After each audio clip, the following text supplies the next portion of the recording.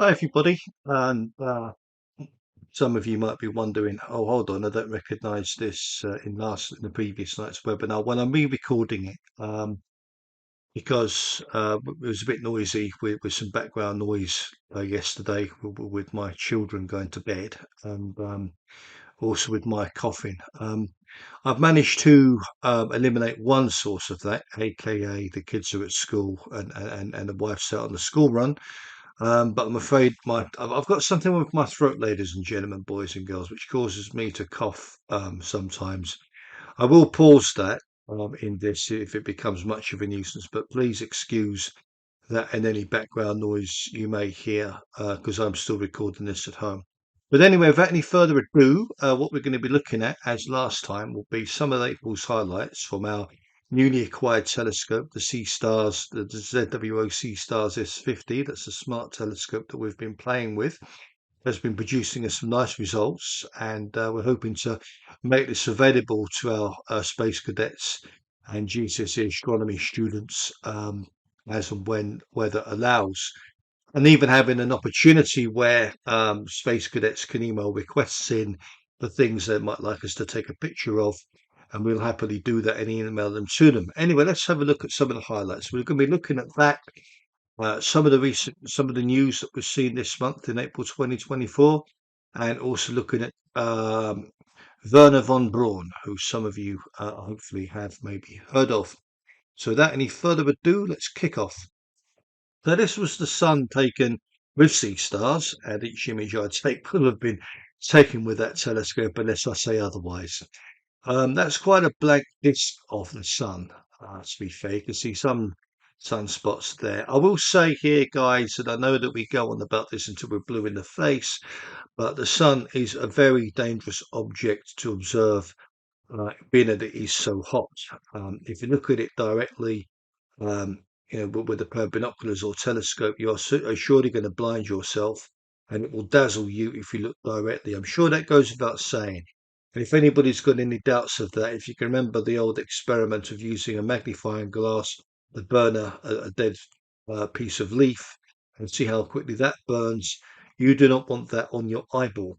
I've used a special telescope with a filter here to take this. And even I would not leave that on the sun for very long, out of fear of causing problems and burning out the sensor and everything. But nevertheless, there's your warning. And I've also said in Space Cadets how you can safely observe the sun as well. Be wary of that, and that's a disclaimer I wanted to give you. You can wake up now, guys. So, and this here's the 14th. So just a couple of days later, you can see the sun's a lot more active there. A few things to point out. You can see there's some numbers on the left-hand disc. That's just been assigned by an agency that assigns numbers to sunspots. So they can be directly discussed and followed scientifically. And quite a lot of sunspots there. And the moon over there to the right was taken the same day. And what I'd like to say about the moon in this case is, and I have got a labeled diagram of that later on for you to look at. That's actually taken from a mosaic, and basically a mosaic is when you take several shots of little panes. So, I mean, I might take a shot of a small sort of area of the moon, and then again, and then again. So I've covered the entire moon, the entire lunar surface, but there'll always be some degree of overlap. So while there's some degree of overlap, the software can then use that to stitch it together, as the technical term they use for it, give you an image like that. And that is what most all of the images I've used here or showing here are. In fact, I seem to make a mosaic of every moon I see for some reason. Again, using sea stars, and I've used a maximum of 4 times for those who have the telescope and have wondered how I've done it. Again, 15th of April, you can see the sun is certainly getting more active there now.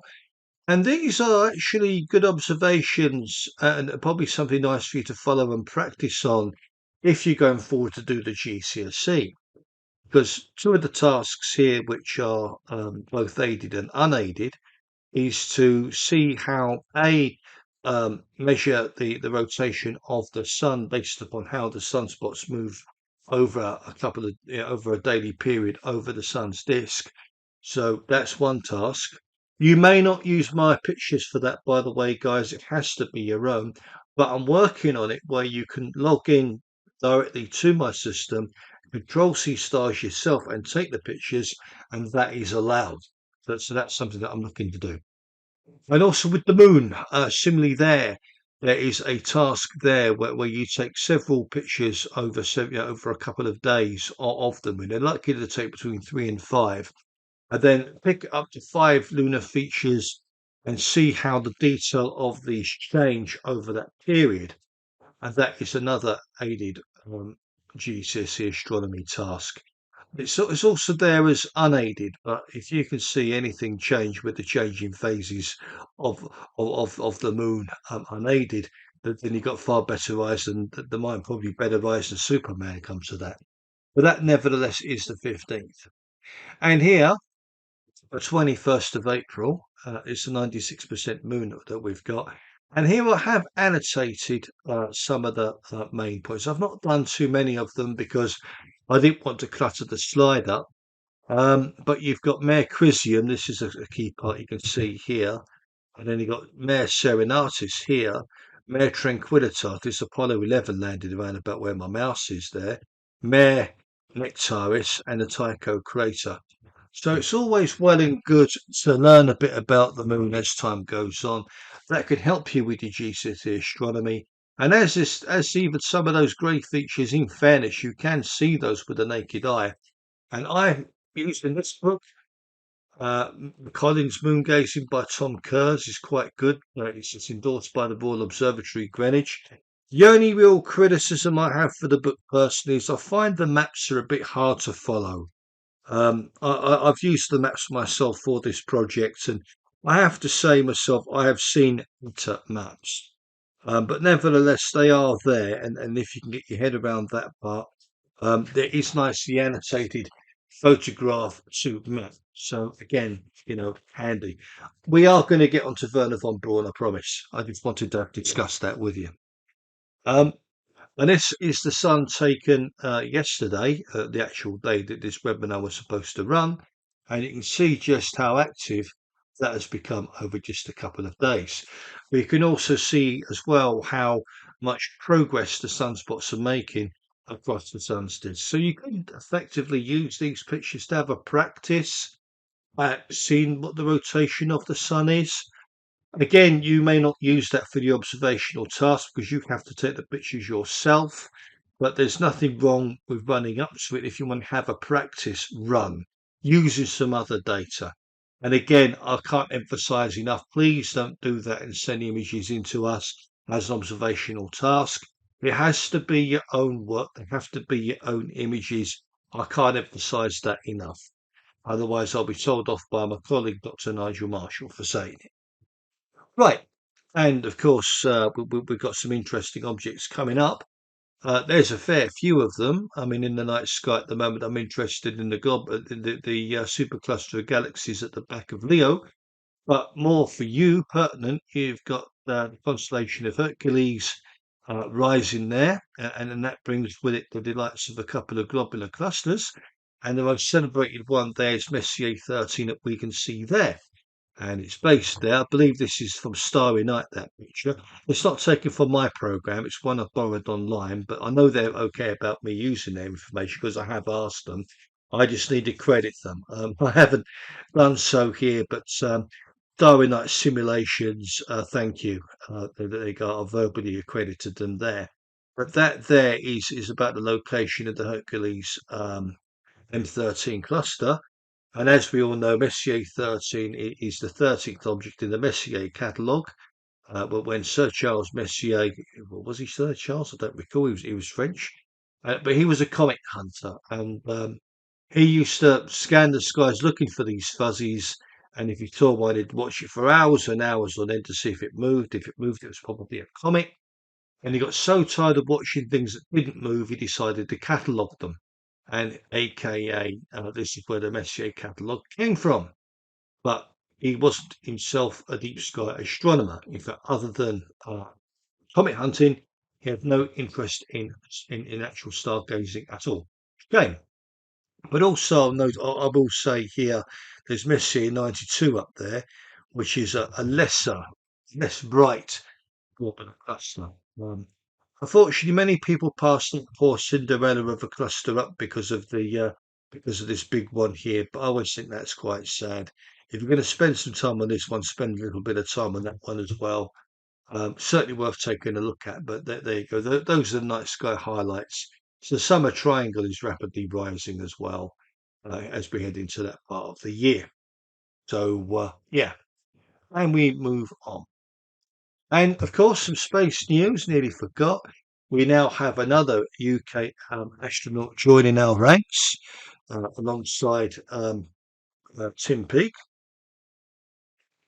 and that is Dr. Rosemary Coogan, who I believe is from Dublin, but she holds two master's degrees, where she focused on computer science, physics, and astronomy for a first degree.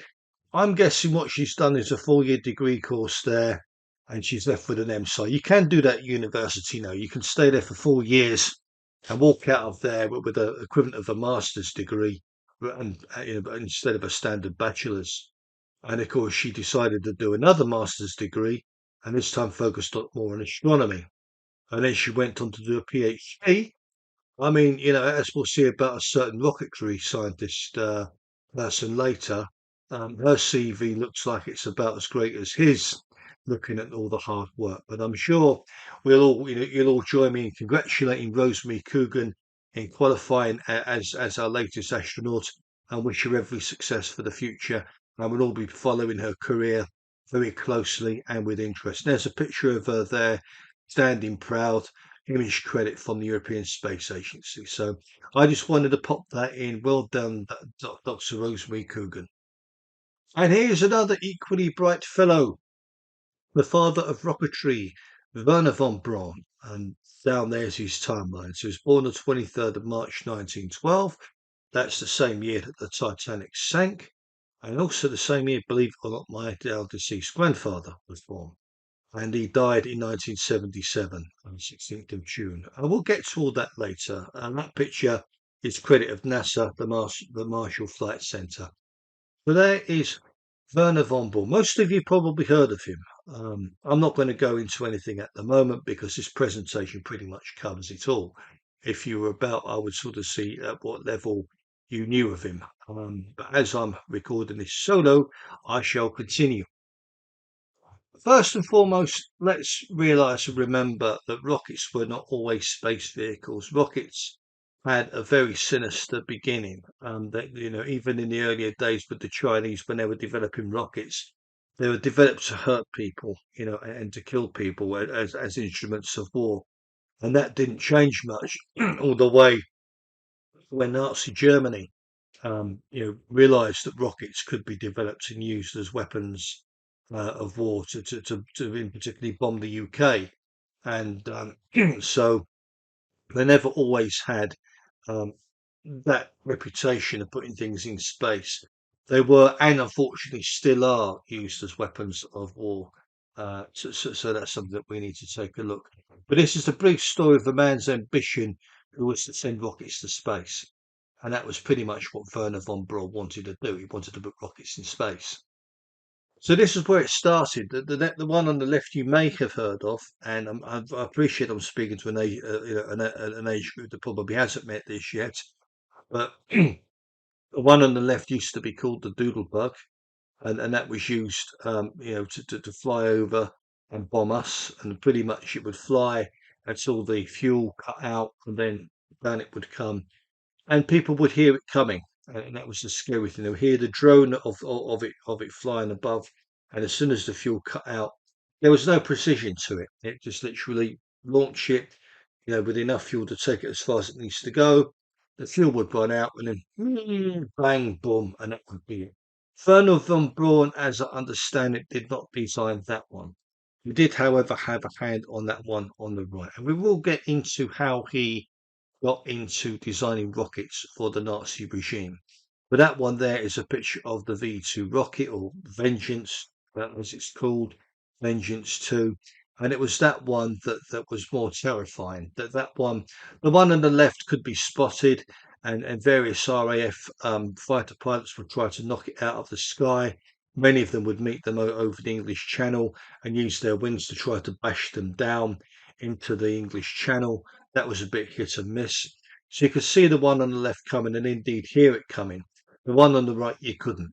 So there was the difference. So Wernher von Braun himself, who was he? What was he? Where did he come from? Well, for those who don't know, and he should really be quite no introduction, he was obviously an aerospace engineer and a space architect. Um, he was a member of the Nazi Party. We'll get to that in a second. Just make sure this is recorded. Ah,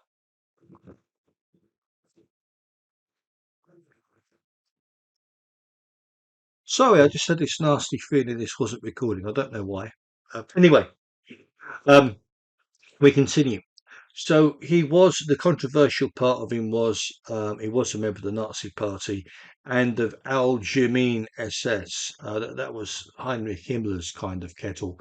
SS obviously standing for the Special Service. The SS were the not very nice proportion of the German military side of things, and it was headed up by Heinrich Himmler. Um, Again, I know that the age group of this won't necessarily be too aware of that. So I'm not going to get into too much detail of it, but most of us knew that there was a war in the Second World War, and this was part of it.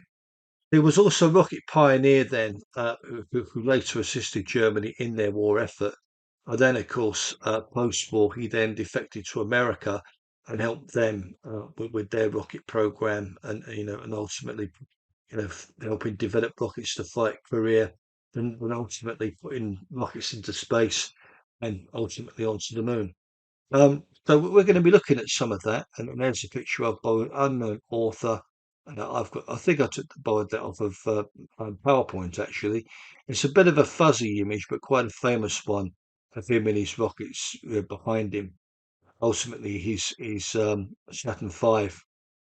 So his early life then, where did Wernher von Braun come from? Who was he? What was his lineage? Well, he was born on the 23rd of March, as we saw, 1912, in the town of Worsitz, which is now in Poland. I don't know whether I pronounced the town correct. If I haven't, I apologise.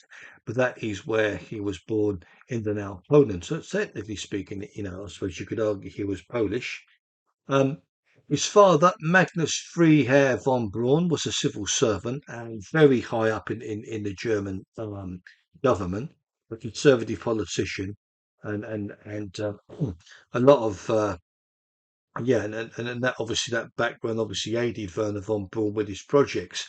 His mother was Emmy von Quistorp, and that's the timeline there, and she hailed from aristocracy. In fact, Wernher von Braun was born a baron, believe it or not. And as his father was a very successful politician, he obviously moved around a lot with his job and on to become Minister of the Interior, which took him to Berlin. And Werner von Braun was showing interests in rocketry and was trying to build rocket cars and things, which they were concerned from their conservative background. This wasn't really the gentlemanly thing to do. So they decided to try to calm him down, pacify his interest, and gave him a telescope.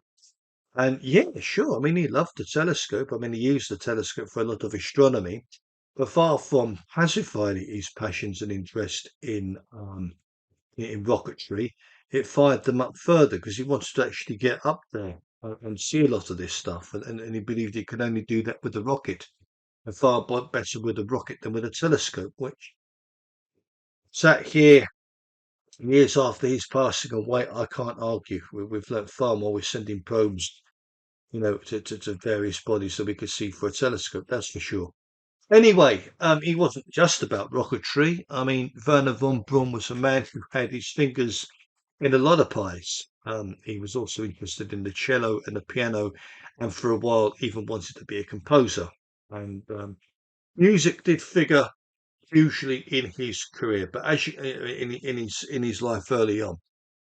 And as you can see, he wasn't really excelling much at school. I understand that was because he was building a car in the garage, and that was taking up an awful lot of his time. So key subjects like physics and maths, which you'd think an engineer would need, he wasn't too bothered with at the time. So, as with any great scientist, great engineer, a bit slow starting up and getting into the sort of realms and profile that we know and love them of so much today. And the final triggers, what made von Braun become the person that we know him as? Well, he witnessed the new fad, as I discussed earlier on, people attaching rockets to cars and seeing how much faster these cars could go. And he was so impressed by this that he constructed one from the largest firework he could find. Um, Great, but obviously, clearly, it caused some commotion in the town.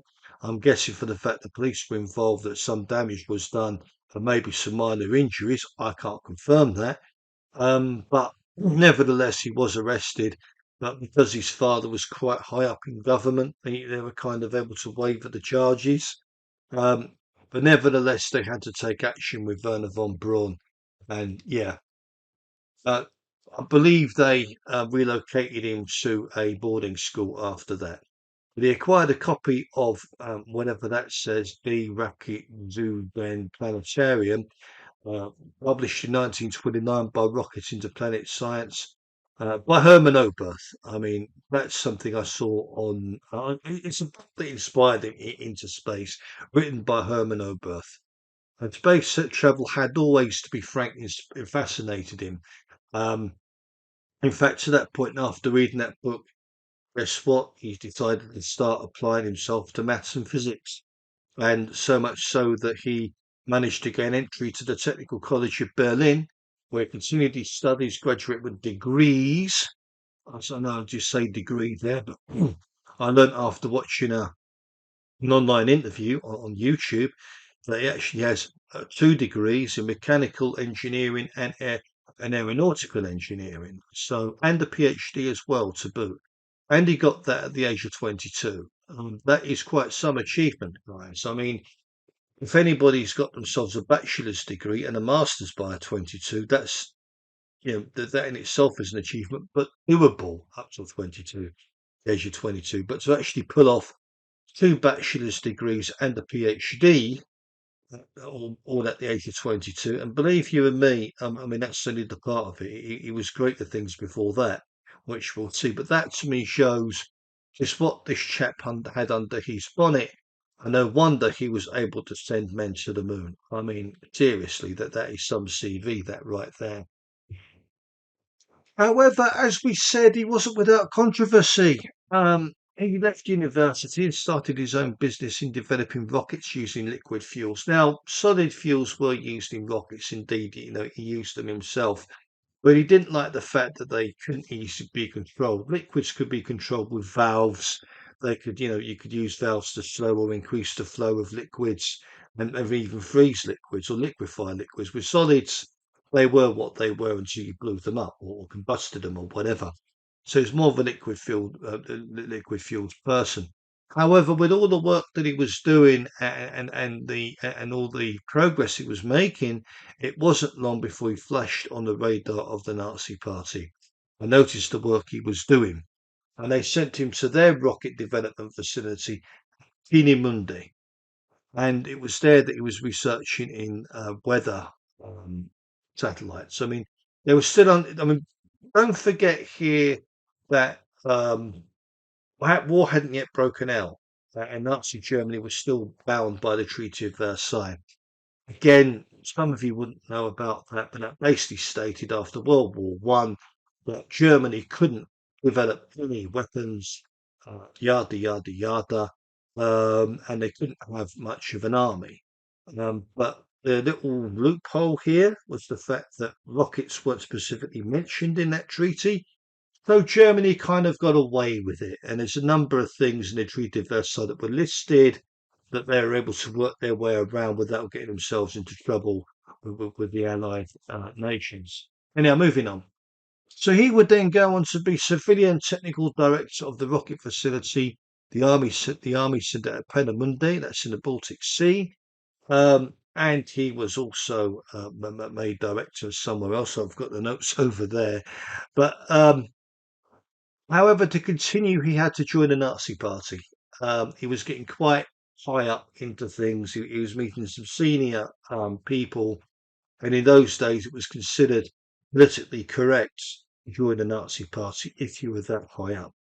I no doubt if he hadn't have done it, would have severely hampered any future progress. So, for the sake of world peace, and the pun really unintended there, um, he joined the Nazi Party. But please note, and I'll probably repeat this later in the presentation, he had no real feelings about it.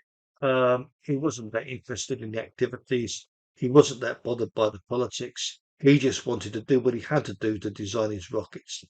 And note there that he managed that at just under 20. So it's not good, I mean, he's working on his degrees and his undergraduate work probably there, probably his PhD somewhere. That PhD is a 3-year course. But but before he's achieved all that, he's gone and got that position at the age of 20. I mean, just wow. I mean, it's some kind of prodigy at work here. As I say, he's a rocket scientist. What could you say?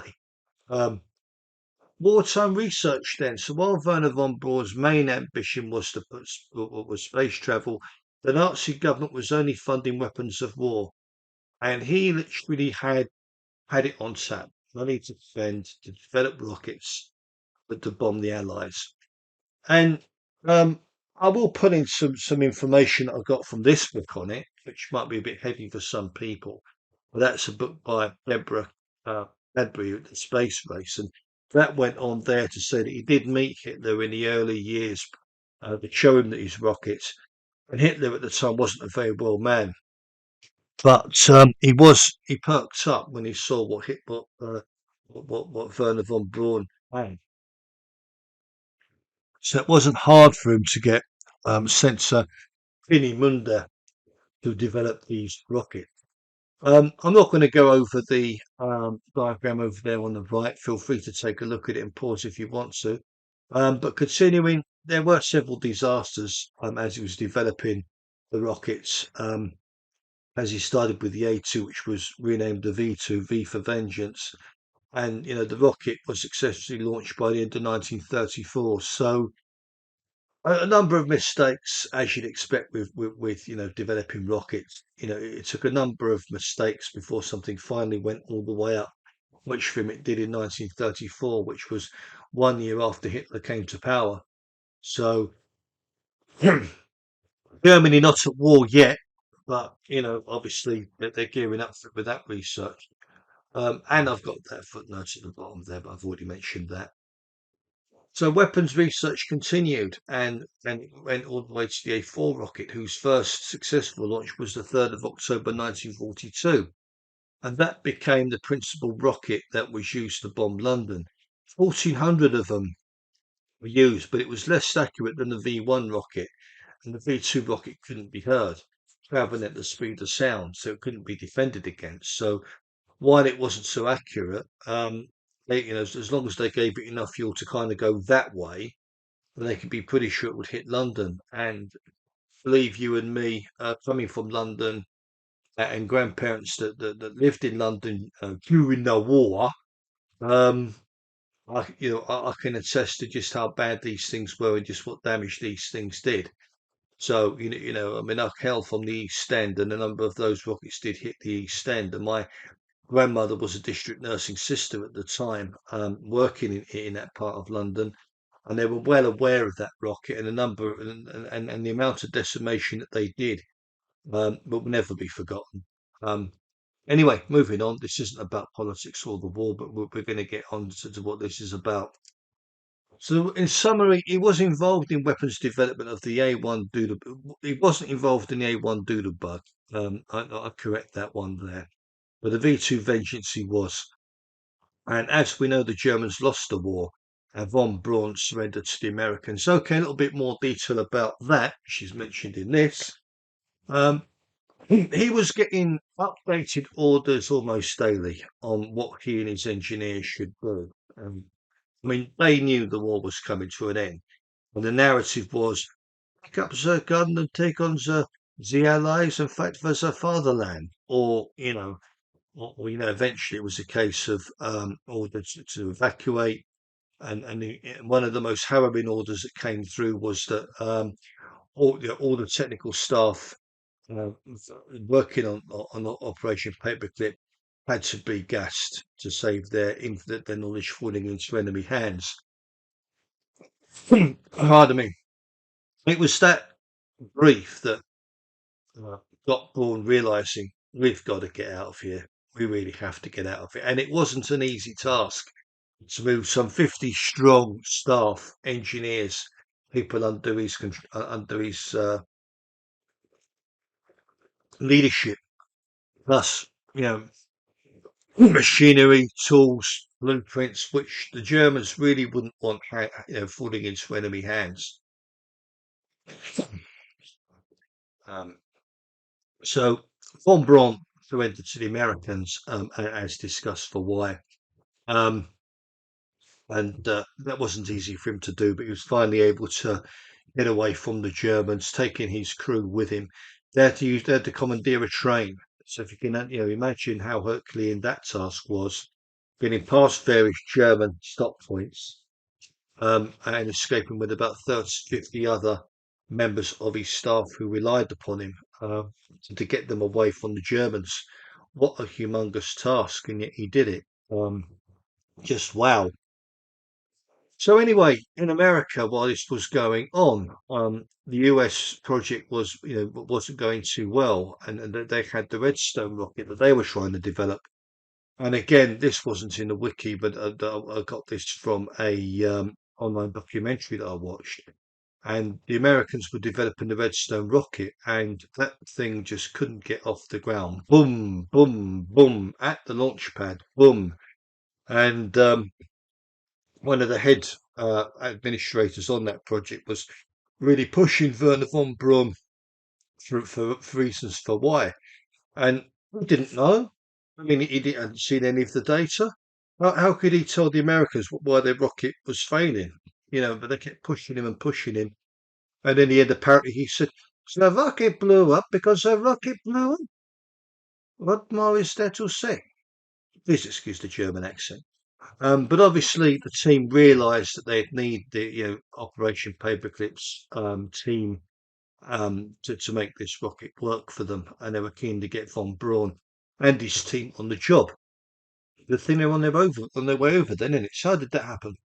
Well, so defecting to America in June 1945, Wernher von Braun and his team were permitted into the USA.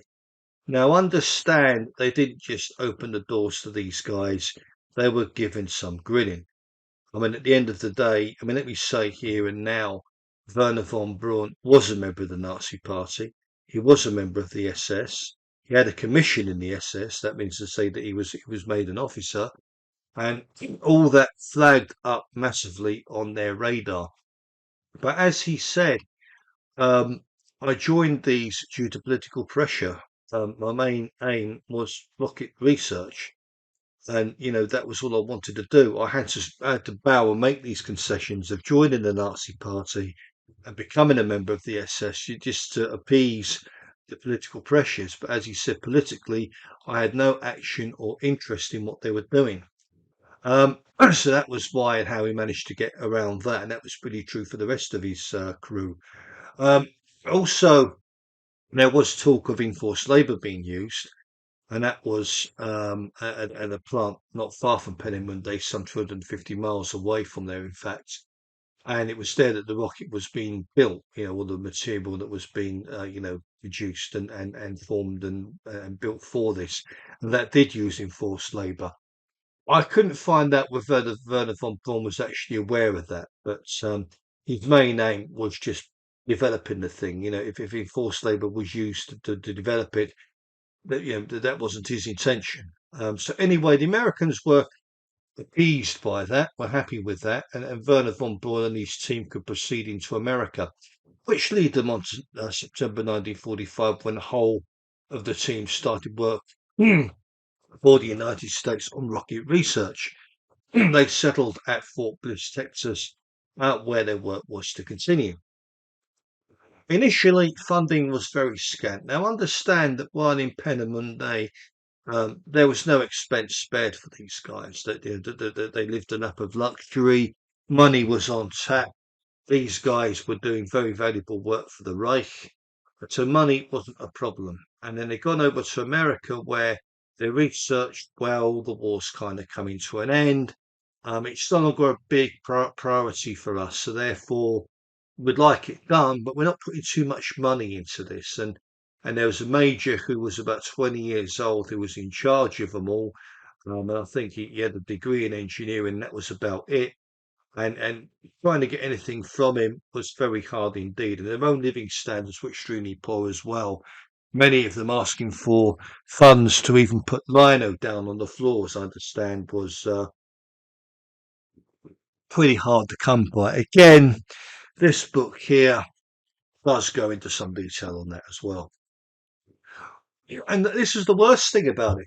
Nobody could leave the site. If they wanted to leave the site to go anywhere, they had to be escorted. I mean, what was that about? If they wanted to go anywhere, shopping or what have you, that was off site, they had to be escorted. And it got so bad that many of them jokingly called themselves prisoners of peace. I mean, absolutely, really? You're working there, but you can't leave voluntarily. I suppose that's primarily that down to the sensitive information that they carried. I suppose a lot of the reason was down to that, and I suppose the Cold War was slowly coming into play. So, they'd left a place of freedom, Peenemünde, which they had the reasonable run of the place, and now, well, they haven't got any money, to invest, and they've got to be chaperoned wherever they go. But they tolerated it. And then the Korean War, which led to the development of the Redstone rocket. So 1956 saw the outbreak of the Korean War, and von Braun and his team were relocated to Huntsville in Alabama. And it was while here that the Redstone rocket was being developed. And this was a high precision guided missile that they were working on. And by this time, 1953, I've gone back a bit here. So by 1953, I put that in as a footnote. Von Braun's was Chief Guided Missiles Development Division at Redstone. So he is the head honcho wherever he's going. One thing that the Americans accept with the man is if they're going to get anywhere with rocketry development, Von Braun has to be at the helm. And I will say here with Von Braun as well, because I don't think I've mentioned it elsewhere in the presentation, he was a very authoritative man. An air of authority wherever he went. Um, he could speak to people at any level, from the cleaner, the janitor, to whoever, all the way up there to senior management, and he was totally at home with speaking to anybody. But anybody in his presence certainly got that feel of superiority from him. You can only imagine that came from his aristocratic backgrounds. But don't forget he was a baron, so maybe the fact his father was a high up politician in the Conservative government over there might explain where that air came from. But nevertheless, he was a very approachable man. Nearing space now as director of development, and I don't mean to keep throwing these positions at you. I mean, after all, this is just going to fall on deaf ears, but just to give you an idea of just how well he'd been accepted by the Americans, putting his background, they're putting that to the side now and engaging him for the genius that he was. He developed the Jupiter C, a modified Redstone rocket, and that became the platform for Juno 1, which was to be the lead up to the West's first successful launch, Explorer 1, and that for America what was the start of their space program. And we'll see later in this presentation just how the space race grew into rivalry between the Russians and the Americans, and Wernher von Braun was right stuck in the middle of this. As I said, the anti-German sentiment had eased off. I've already discussed that part. Um, so his NASA career, so the time was to change for Wernher von Braun and his engineers. So given that he'd come from, where there wasn't the money to invest in his programs and his projects, they weren't that bothered. Suddenly, the pressure was on to race Russia to the moon, and then suddenly, the political cash taps have been turned on for him, and things were about to take a turn for, in his eyes, for the better. So the US Navy had been tasked with building a rocket to launch satellites into space, but they were trying to work on something called the Vanguard rocket, and that was quite unreliable. So it was quite a relief to get Wernher von Braun in on that. Also, the launch of the Russian Sputnik satellite into space, that really did shock the Americans. Wow, how have they suddenly managed to do that? And that was really when they thought, right, you know, we're not going to be beaten by them. We can do that. We can do that better. And Wernher von Braun happened to land into the Americans' lap to make that happen. And obviously, Wernher von Braun was seen as the glaring man with his team to make this happen. Obviously, then NASA was created in July 1958, and one day later, the 50th Redstone rocket was now successfully launched. So once the Redstone rocket had gone from being a crying disaster to now actually having some credibility, it's actually able to launch. 2 years later, NASA opened up the Marshall Space Flight Center at Redstone Arsenal in Huntsville. I will mention there briefly a bit of a funny story I heard on YouTube here. He had a dirty great big tank built at the Marshall Space Flight Center, and he should really have got permission for it. He should really have gone through Congress to have it built, but he didn't want to go through all that hassle. So he had it built just as another kind of tool, another kind of thing, and it was really successful, and it became a deep water tank that space ordnance could be put in, and astronauts could practice working in near zero gravity on things. Deep water divers could work in there too. So various agencies were using this. Then, of course, it flagged up on the radar of Congress, who gave Wernher von Braun a slap on the knuckles for it. You really should come through us, buddy, for these kind of things. Okay, pathetic American accent there. But anyway, he took the rap on the knuckles, and he said in the end, um, it's far better to do something, get rapped on the knuckles for it than just to get it turned down later. He goes, after once you've built it, what are they going to do? Burn it down? And sure enough, I believe that facility he had built still going today. So it certainly was a clever statesman in that sense. Anyway, and so there's some words. Then he wanted to go on to develop the Saturn V rocket, which was pretty much the space launch vehicle or system that got man to the moon. And he became Marshall Space Flight's director the 1st of July 1916, held the position until 1970. So he was there for 10 years. And skipping it forward, because it really is a long story, this one. I mean, it fits into a book. It's just that. But in summary, you can see here the shootout between Russia and the USA. So key dates I've highlighted in red for Russia. Key dates I've highlighted in sort of blue there for the USA. So Russia on the 4th of October 57 got Sputnik 1 launched. And then there's a couple of other attempts that they made. But then, in America too, had managed to, slightly after that, get their Explorer 1 launched. And then NASA was created 1st of October 1958, which now meant that the whole thing had management, had administration, and a budget behind it. And then skipping on for a few, you can read some of them there. But then, the biggie, 12th of April 1961, they managed to launch Vostok 1, which of course carried Yuri Gagarin into space. And then just barely a couple of weeks later, Alan Shepard is the first US man in space. So why were they so close together, these guys, you might wonder? Well, um, essentially, Wernher von Braun was a very, very, very pedantic worker. He dotted all the I's and crossed all the T's. And if there was the slightest thing in any of the data he was concerned about, he would demand another test on something before he gave it a nod to go ahead. And believe you and me, he came under a lot of a fracas from the US administration for it. But, because Wernher von Braun being Wernher von Braun, and he didn't want to lose anybody. And to be fair, throughout his launches, he didn't lose anybody. Pardon a bit later on, but he didn't lose anybody because he was that careful and clinical in his work. So, this was why Alan Shepard was beaten by Yuri Gagarin. Otherwise, it might have been the other way around if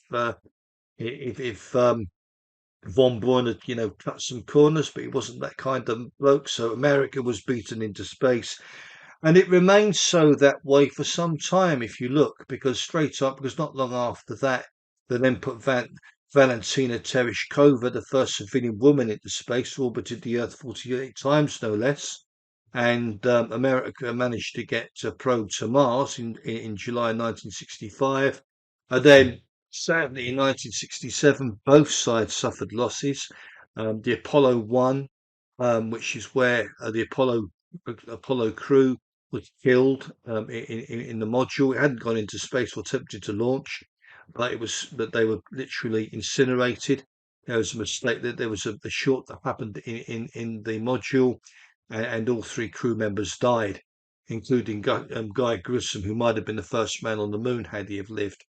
And of course, the Russians lost Vladimir Komarov. I might have spelt that wrong, but it was a parachute that failed to open, which unfortunately cost his life. And then again, moving on from that, a little bit further, we've got in 18th of March, Alexei Leonov was the first person to ever do a spacewalk. And that is getting out of your spaceship, going into outer space, and doing something tethered to the rocket. That hadn't been done before. And here's a bit of homework for you. Find out who was the first person to do an untethered spacewalk. That'll be an interesting one. Fair bit of long from this, but nevertheless, that was still a great achievement.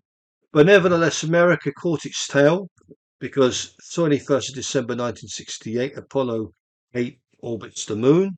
And then, of course, 20th of July 1969, just on the cusp of when Kennedy said they would do it, America lands Apollo 11 on the Sea of Tranquilitatis, where Buzz Aldrin and Neil Armstrong go to the moon. And of course, it's well documented there, of course, and well known there that Neil Armstrong was the first man to step on the moon.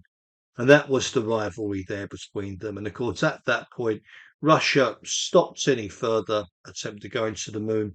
There's little point. Uh, there weren't going to be seconds. So they started building space stations instead. And that was pretty much the pinnacle. Um, I think I've already explained here what that slide says, so I'm not going to go over that again. The Apollo program, well, the Marshall Center was the first project. Their first major project was the Apollo program, where the rocket was needed to carry heavy payloads into Earth's orbit and beyond. And the Apollo rocket was massive, 363 feet tall, packing several million tons of thrust. I can't remember if it's 7.5 million or 13.5 million, but one of the two. Either way, until recently with Elon Musk's space rocket, it was the most powerful rocket ever launched. And to me, I'm always going to have a degree of nostalgia about that rocket. I enjoyed drawing it as a boy at primary school. I've enjoyed building several models of the thing. So there's always going to be some in nostalgia value for me in the Saturn V rocket. And of course, it was to carry the first men to the moon as well. And the repeat was, after Apollo 11, the feat was to be repeated 5 more times. So the aftermath. Well, 12 men visited the moon and returned. And public interest after that started to waver, and supporting further lunar missions where work began to fail as well. America achieved its objective. It was a very political one. They wanted to get man to the moon. They'd done that, and the public were no longer really interested. And frankly, it was such an expensive program. The Americans no longer really wanted to invest in it. They had other priorities that they felt needed to be invested in, and that meant budget constraints started to hamper further work. So that meant that come May 1972, Wernher von Braun retired from NASA. He saw that there was nothing more he could do there. His work continued. He still did things in India and the Antarctic where he was to promote research and further research manned space science. However, sadly, he wasn't a very well man. He had a routine medical examination and he was sadly diagnosed with kidney cancer. So, nevertheless, as anyone, he continued to do what he could do. He went on to form the National Space Institute, which later became the National Space Society. However, sadly, 16th of June 1977, pancreatic cancer got the better of him, and he died at the age of 65. A young man, I mean, that's only 15 years older than me. A great man. How many men can go to the grave saying that they masterminded putting the first man on the moon? I mean, what a legacy he left behind. So, in summary, there's no doubt that Wernher von Braun was certainly a controversial figure at the beginning of his career. He helped develop weapons that would later bomb Britain, and surrounding. And he was asked about that, and he said he was sorry for the deaths that his rockets caused, but his take on it was they were killing his fellow countrymen as they were killing his. There was a war on. So while he was sorry about it, yeah, but you were killing ours as well, which was fair enough, I think. In the end, he said, his aim and objective was to help Germany win the war. And what more can you say? He is a German citizen. He's trying to help his fellow countrymen win a war, as we were trying to win a war. So I think there comes a point in time when you have to put that part on the back burner. But that said, without him and his contribution to space science, America would have struggled to develop, I think, any space rocket capability. They certainly wouldn't have been able to put a man on the moon as soon as they did. And I think, in fairness, his Nazi connections aside, with the SS, I think he more than made up for it with his charisma, with the way he was. And he was a very gifted, intelligent, and approachable man with interest in just about everything. I mean, noteworthy here, he wasn't just a rocket engineer; he was a glider pilot, and went on to become an aircraft pilot as well. Um, he really was a very, very knowledgeable man, and he was quite a prodigy, I believe, quite a prodigy. Pardon me. In fact, Water Concrete said of Von Braun. Um, and that name I haven't come across, but it was mentioned on a YouTube video I watched, which gave me further information on the guy. I thought I'd mention it because while I don't know who he is, I know who this other chap is, and I thought it was quite a poignant thing to end this on. People will remember Wernher von Braun in much the same way that they'll remember the achievements of the explorer Christopher Columbus. His name will, like Columbus, live on, not just for decades, but for centuries, as the father of rocket science. I mean, that says it all, doesn't it?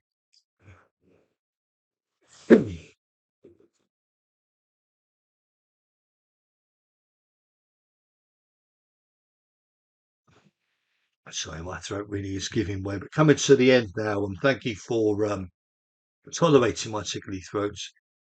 Really don't know what caused it. It's something that needs to be investigated. But in the meantime, let's just soldier on past this, and then yeah, that'll be it. So, 20th of June 1944, and I don't believe I mentioned this earlier on, but that date's actually quite a milestone, and because that V2 rocket they launched then reached an altitude of 175 kilometers or 109 miles, making it the first man-made rocket to reach space, the first man-made object, in fact, to reach space, because that passed the Kármán line, which is at 100 kilometers high. So that there, before anything else, Explorer or Sputnik was launched, had already reached space.